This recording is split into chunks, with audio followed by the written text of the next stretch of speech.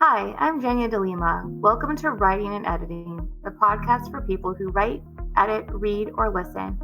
Our guests today are Terry Drake Floyd, who writes under the name Lillah Lawson, and writer Tim Coman.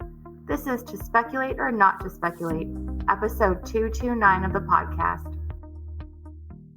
Hello, on today's episode, we're going to be looking at speculative fiction. And this episode is going to be a little bit different than usual because we have two guests with us instead of just one.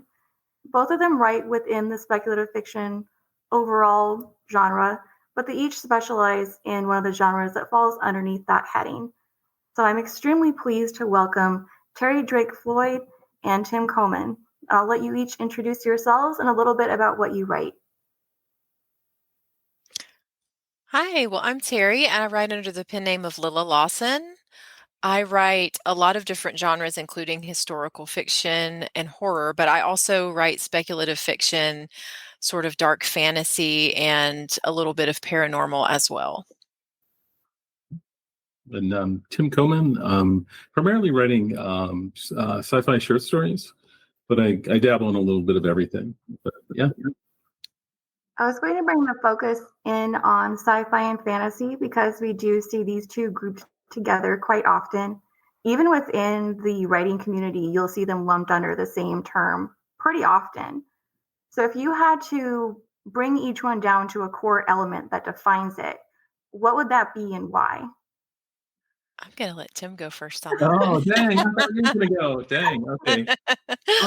I think there's some primary differences between the two. I mean, obviously, they're both tackling material that's outside of the realm of ordinary. I think with sci-fi, it's often there's a premise. There's some point that you're making about things. If you and again, there's subgenres inside of this, but in the broader sense of you're taking some premise of some conceit that in the future this could happen, and these are the things that could potentially happen if that did. And so, with all the different subcategories, fantasy generally tends to, there's different flavors that are set inside of fantasy, but they tend to be more backwards looking. And I think fantasy tends to be more thinking about larger emotional themes, and sci-fi tends to be more heady, but that's not always true. There's certainly a wide range, and I hate to put anybody in a box that would write one or the other. So. That's interesting. You're helping me realize things about my own writing as we're sitting here talking because, that I would say that's true. Fantasy probably does look a little bit more to the past. Whereas for me, most of the sci-fi that I read kind of looks more towards an imagined future. And being a historical fiction writer as well as fantasy and horror, that sort of makes sense to me. But that's something I hadn't really consciously thought about until this moment. So, and there's certainly I would have had a different answer. I would have said it was technology versus magic in a lot of ways. If you right look at what pulls them apart. Yeah, but it's the line, the indistinguishable line between the two. I think there's still a connection there. But I mean, and there's parallels too. I mean, you could say something like grimdark on fantasy versus something that's post-apocalyptic in the future. That there are parallels that run, and even saying that, fantasy tends to be more upbeat. I don't know if that's always true. And even sci-fi, you can say, well, that tends to be darker. It's like, well, there's solar punk, there's other things that are movements that, and again, I think it's a question of how the author approaches it. Like when people ask me about genre, I always say it's like, I'm most interested in a good story, and the genre is almost secondary. I may gravitate towards one particular genre over time, but I think most readers or most writers are fairly well read, and so they enjoy different stories, even stuff that's wildly outside of their of what they write. I agree. Yeah, I agree with all of that, actually. Yeah, and that gets into also, because you've already touched on it, that blurring of lines, and how do you determine then if you have a story that has elements from both, well, then which one do you classify it as if you have to pick one overall heading? Yeah, that's something I deal with in my work because I blur the lines a lot. I write historical horror. I've had elements of romance, fantasy, it just kind of runs the gamut, and it is hard. I feel for my publishers sometimes, because I think it is kind of hard to figure out exactly what box my books go in, but I just have to kind of go where the story takes me and where my interests lie. And I can't really worry too much about how to label it, because I feel like the work suffers if you worry about that too much. But it can be kind of hard, to figure out exactly where you fit.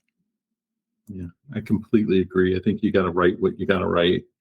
And the second half of it is how it gets packaged and presented to the world. It's like, if you try to write to that package, I think you wind up in a weird spot, like you're not writing what's really true to you in the first place. And oftentimes, there's so many good writers out there. It's just, you get lost in the shuffle with that. Years ago, I heard something really great. There was a writer named Brian Michael Bendis who made a case for, if you write something, and he called it like writing something like red or writing something blue, like using a color for an example. He said, if you don't really feel it, but you think that's where the market is and you chase that, by the time you get there, that may have switched to something else. It's like everybody wants yellow now.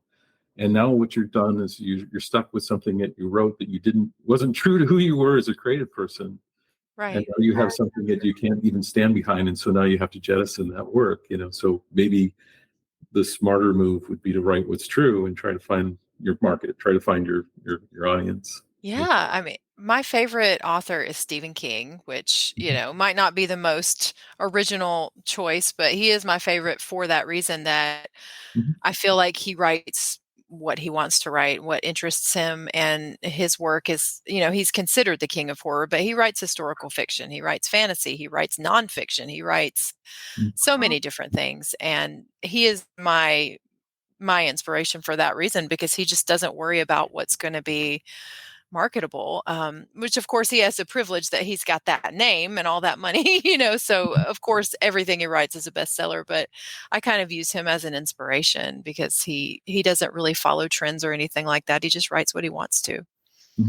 I actually heard a premise or at the beginning of an audiobook from him recently, and he talked about that after he'd written his first novel and it was a success, and he got to his second novel, and his editor's like, oh, you got to be really careful, you're going to get typecast. And he's like, what do you mean? I'll write what I want to write. Suddenly it became such a big hit. The second one was such a big hit that he goes, okay, well, now you're typecast. And then he sat back and thought about it. He goes, well, I have enjoyed, there's so many people I can point to that I loved in that genre. I don't know if that's bad company to be in, So again, I think it's the thing, you write what moves you, and the right, if it inspires you and that's in you to write that, because you're going to find that whatever you write to, there's going to be folks that want to read that. I think that is one benefit too to this growth that we're seeing within subgenres. And so it's not so much that you have to write what is seen as that stereotypical fantasy novel or the stereotypical sci-fi novel where they go into space and defeat aliens.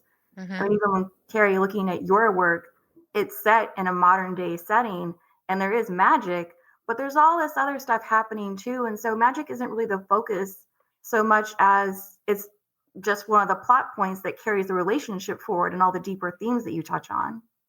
Yeah. I was worried about that when I was writing like the Dead Rockstar trilogy, because I didn't go too deeply into the lore so much. I didn't really explain it.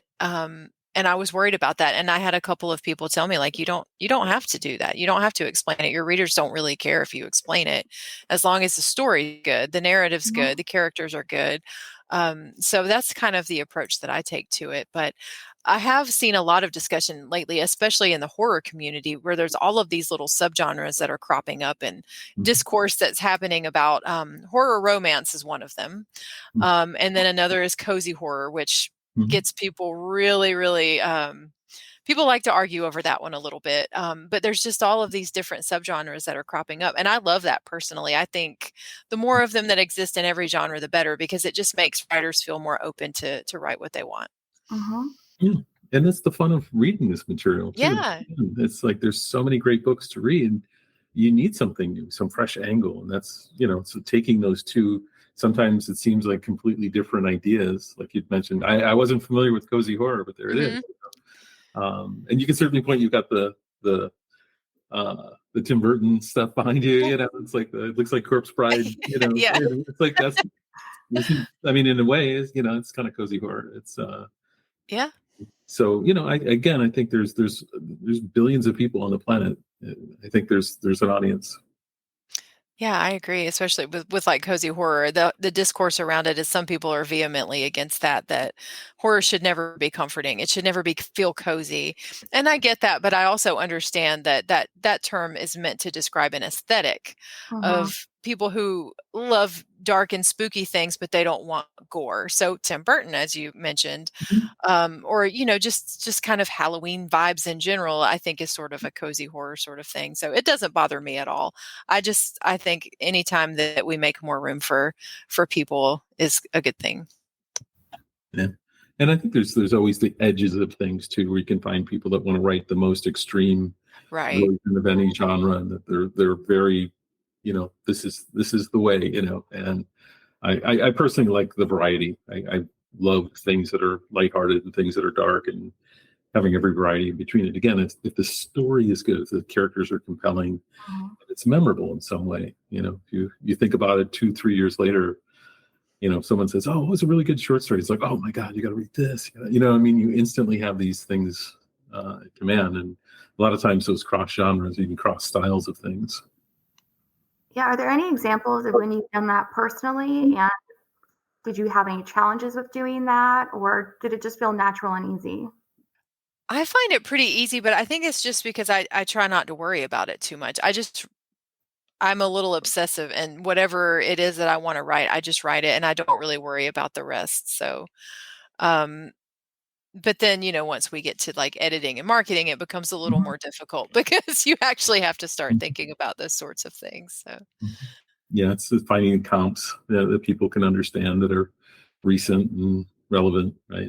But I think there's something about that too. I'm with you. Like, write what you got to write. you know like I just the idea of someone starting with that, like, okay, I'm going to write to a specific genre, and then there's a question of being aware of the genre constraints or the genre expectations, Right. Yes. and so you don't want to ignore it completely. Like if you wrote a romance and you structured it like exactly like a horror novel, like there would be, you'd have to find, like, okay, is it what percentage horror and what percentage romance, and you probably need to make a decision that one would need to be like a 60-30 thing, with 10% of something else, that would, make it super unique. So, right. And talking about genre conventions, like a big one for both of these is going to be the world building. Is there anything that you are personally inspired by in the real world when you're doing your own world building?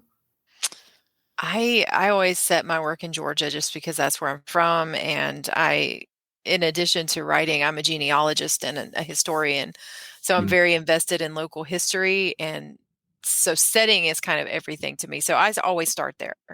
And Um, music. and music, I was about to say, and then I add the musical element to it because I'm the ultimate fangirl, and music is everything to me. So that's the first two things I do when I'm planning a project, is to figure out where it's set, in what era, Mhm. because as a historian, every decade is world building to me. I'm like, ooh, which one am I doing this time? And then I make a playlist, and I usually base it around whatever era I'm writing in, because I'm just that nerdy. But once those two elements come into play, I like to play around a lot with characters and plots and things, but those are almost secondary to kind of the feeling and the setting. Setting and music is the most important part of like my inspiration and my Yeah. process. Mm. Setting what might be a more obvious one to people who are familiar with magic realism or urban fantasy, just because they're used to those contemporary settings that they're familiar with, Hmm. but they might not think so much about using music they listen to so much and then including it, the actual musicians and the actual songs as part of that world building.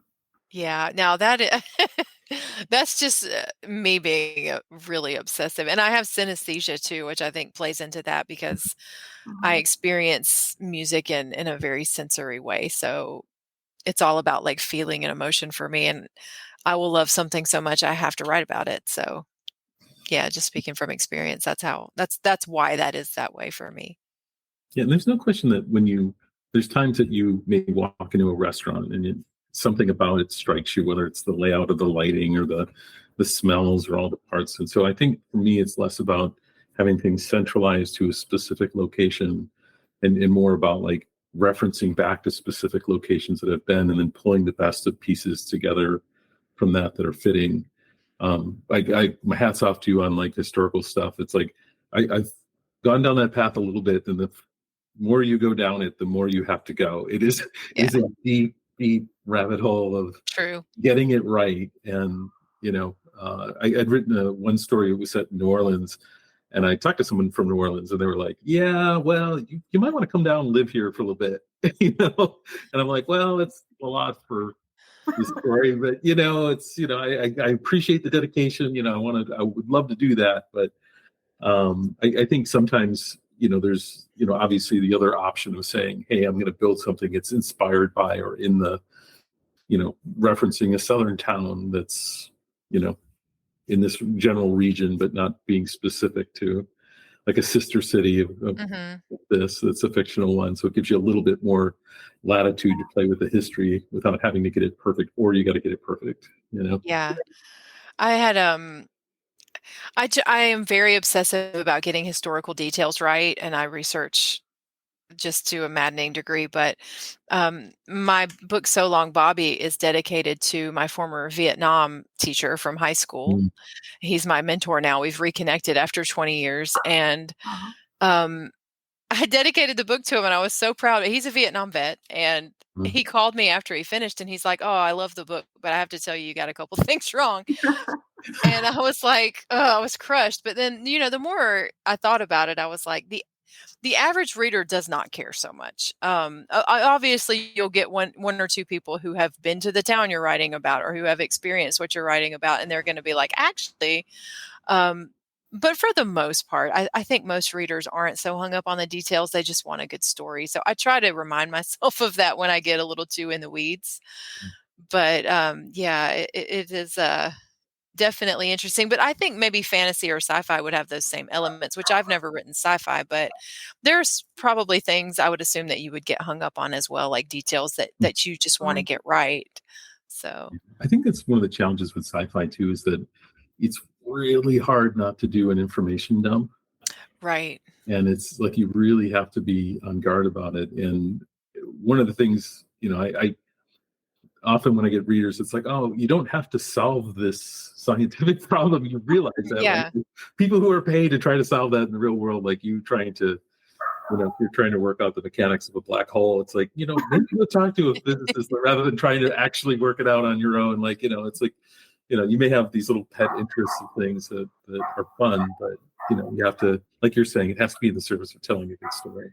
Yeah. Reddit forums are filled with people who are like, help me explain the physics behind, or is this actually possible in space? And then someone who apparently knows everything about it will come in and give this lengthy, accurate answer. Right. But I wonder, I imagine there's a lot more of us who are just happily watching, Interstellar or The Big Bang Theory even, and not worried about whether or not that physics actually checks out, like it's entertainment at the end of the day. You put it out on the internet, there's going to be someone's like, I disagree, Right. There's always going to be that one. They're peer reviewed, right? They have that type of, but the point is starting the conversation. I think that's the fun of fiction. Yeah. You can say, well, what if this happened? What would? Yeah, well, that's what it all comes down to within speculative fiction. It's all just what if. And then it's right there in the term. That's literally it. Let's speculate a little, Mm-hmm. Yeah, and it's fun. I think that's it gets people excited thinking about what could happen if you set up this circumstance. And some, it depends on the story. Obviously some stories are the premise is so central to it. It's like, what if this suddenly existed in the world? Like, how would that impact everything else that's around it? And, certain stories where it's like, well, that's an interesting thing, but that's really the backdrop. What you care about is a person's journey through that. And if you don't care about that person, that premise is like, you could probably write a nonfiction book that talks about, hey, put yourself out as a futurist and say, off you go, hey, wouldn't it be neat if, as opposed to, tell a story. And I think for me, that's probably the biggest realization I've come to over the last few years, is that you have to have a story there. It's not, a premise is not enough. Yeah, that's a hard lesson that all of us writers, I think we have to learn along the way. It can't all just be vibes. Too bad. I know, because I am pretty much just vibes. Yeah, speaking of vibes, you can bring up one of your favorite videos here because in book 2 and with the Dead Rockstar series, it opens with the exact vibes from that video. I mean, you can almost smell the moss. You can feel your feet getting sucked into the mud as you walk along the swamp. It's just perfect. I think you're referring to the Toadies Possum Kingdom. Yes. Which is funny that you mentioned that to me, because I mean, we've known each other a long time, but I don't think we ever talked about Toadies. But that's one of my favorite bands ever, and I am obsessed with that song and have been since I was in high school. And when I set out to write that scene, I remember writing that scene and being super like happy with it. Mhm. But I don't remember like being inspired by anything in particular musically. But now that like you bring it up, it makes perfect sense to me. I'm Yeah, like, oh, so maybe deep that just was included. in my noggin and I didn't realize that, that's what was Exactly. inspiring me. It weaseled its way forward so it could be included. Yeah, I mean, and toadies, they are a vibe. Like I will die on that hill. And that's why that There's opening chapter is a vibe. yeah, and somebody dies in it. So yeah, there you go. Great. Not giving anything away. It happens like in the first 10 pages. Yeah, absolutely. It's like the prologue, I think. Mhm.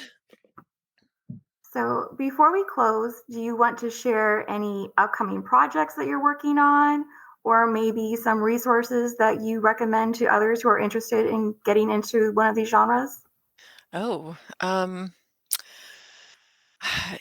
well, gosh, I don't know about resources because I just sort of pull from everywhere and everything. I think finding a community of writers, a diverse Yeah. community, um, to share ideas with, to get feedback from, to kind of be your cheerleaders, because it's a hard business. And I had someone in publishing tell me once, don't expect friends and family to be your audience. And that was the best advice I ever got. Once I actually got published, because I was really expecting them to promote and promote and promote. And they'll do that to an extent, but you have to get out there and sell yourself. And you need to find a community of like-minded people that can give you honest criticism and feedback and support too. So yeah, that's what I would recommend. And also I would recommend just read as much as you can when you have time Mhm.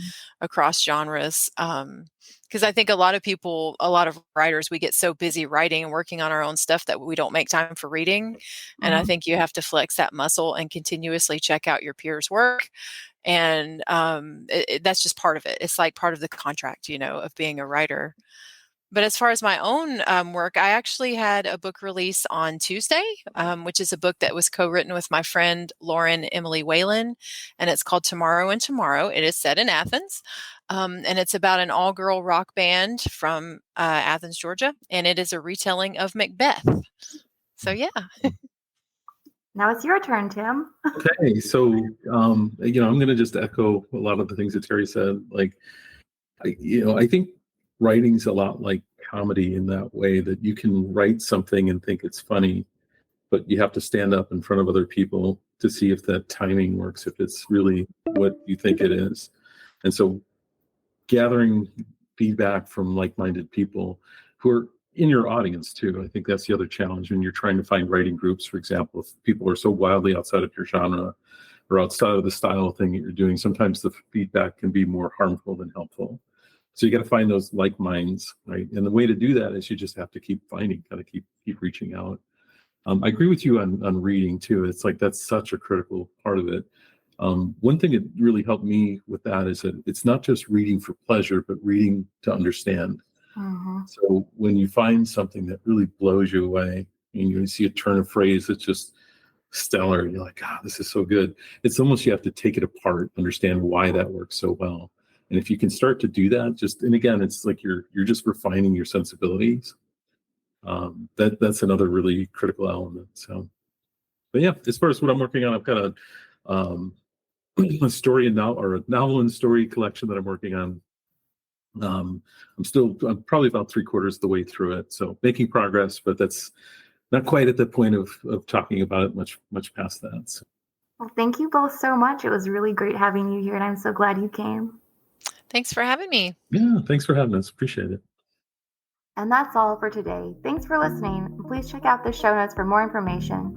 And just in time for Halloween, our guest for the next episode is Harry Carpenter, horror author and creator of the Fright Reads Book Festival. That's on Monday. Please join me.